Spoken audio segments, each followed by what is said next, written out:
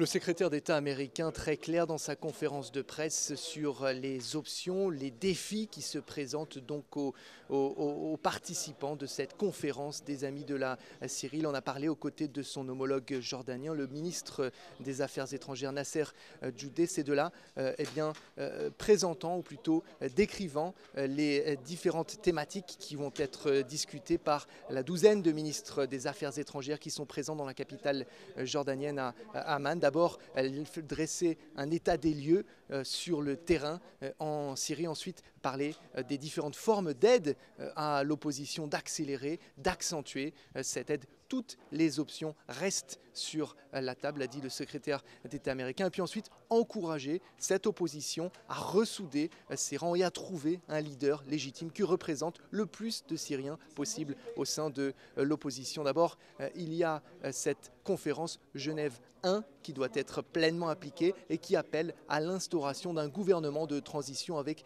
tous les pouvoirs exécutifs, mais également avec le consentement mutuel des deux parties. Et cela, encore une fois, implique le consentement de l'opposition qui n'accepte pas que Bachar al-Assad continue. Il doit donc quitter le pouvoir. C'est le message que lui adresse une fois de plus le secrétaire d'État américain, qui a également évoqué la conférence à venir, Genève 2, qui doit voir une solution politique émerger afin de mettre fin à un conflit qui rentre désormais dans sa 3e année et qui a coûté la vie à près de 100 000 Syriens déjà.